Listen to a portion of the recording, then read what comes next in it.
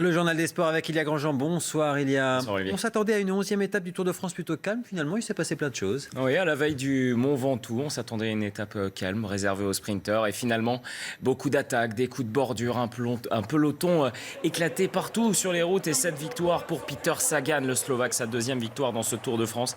Et derrière lui, c'était Christopher Froome. Regardez ce peloton, il était éparpillé dans les 10 derniers kilomètres. Une attaque de Peter Sagan.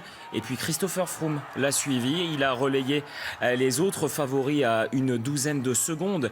Finalement, ce n'est pas grand-chose, mais ça marque un grand coup avant les choses sérieuses. On le voit, Peter Sagan et Christopher Froome. Peter Sagan, deuxième victoire d'étape dans ce Tour de France. On va l'écouter après cette étape. Je suis très content. Ce qui est arrivé aujourd'hui, c'est juste incroyable. Pour moi, les autres coureurs et pour toutes les personnes devant leur télévision.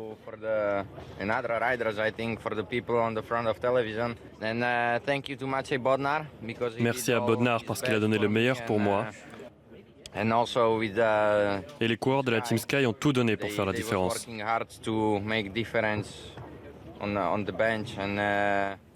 Je pense que c'est bon pour tout le monde, pour moi, mais aussi pour Chris Froome. Il est forcément heureux, Peter Sagan, avec Chris Froome, comme il dit, Peter Sagan, qui l'a accompagné. C'était quelque chose, pas forcément de prévu, mais leur équipe, la Sky, celle de Christopher Froome, veut saisir toutes les opportunités qui se présentent à elle. Écoutez le maillot jaune de ce tour. Cette année, l'équipe, on va prenez toutes les opportunités, prenez temps sur les autres.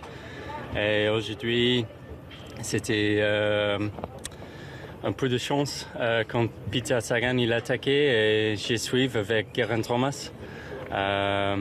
Oui, je suis très content de prendre un peu de temps en plus sur les autres.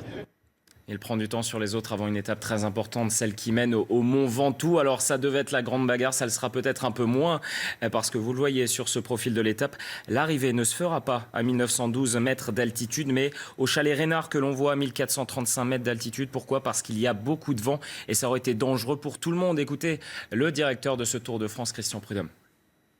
Vous avez pu constater aujourd'hui qu'il y avait beaucoup de vent. Les prévisions de Météo France indiquent encore un renforcement du vent. Les rafales les plus fortes ont été chronométrées aujourd'hui à 104 km/h. La température annoncée de 4 degrés. Donc l'arrivée sera faite au chalet Reynard, c'est-à-dire à la lisière de la forêt. Ensuite, on sort sur le Mont Chauve.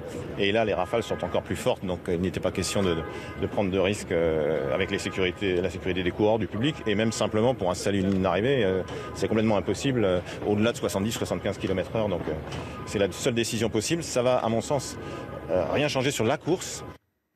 Et oui, le Mistral, ça veut dire le maître en provençal, il ne faut pas l'oublier. Voilà, c'est comme ça. Allez, on parle de football maintenant. Premier match amical pour le PSG. Oui, et première victoire pour le nouvel entraîneur, Unai Emery. On va voir sur ces images l'ancien entraîneur du FC Séville qui donne ses consignes. Victoire face à West Bromwich Albion, 2-1.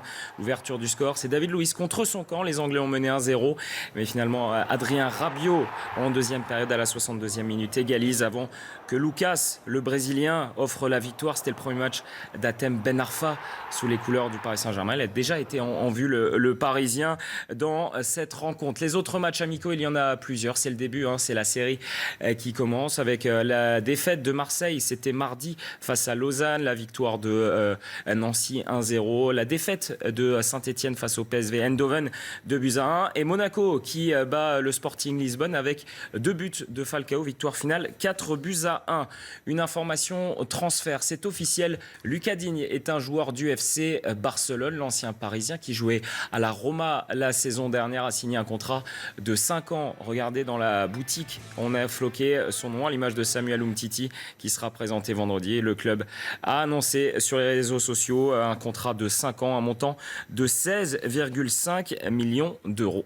On connaît la liste d'Oniesta pour le handball. Oui, l'équipe de France de handball, la liste pour les Jeux Olympiques à Rio en 2016. Les Bleus qui ont remporté les 2 dernières médailles d'or. C'était à Pékin en 2008 et à Londres en 2012. On la voit, cette liste avec Thierry Meyer, toujours le gardien légendaire de cette équipe de France. Des noms que l'on a l'impression de revoir depuis des années, comme Nicolas Karabatic, Daniel Narcisse, Lucas Ballot, le frère de Nicolas Karabatic, Lucas Karabatic. Les Bleus, on le rappelle, multiples champions du monde, multiples champions d'Europe. Ça sera un énorme défi pour eux de remporter une 3e médaille d'or consécutive dans ces Jeux Olympiques. Merci Elia. Merci.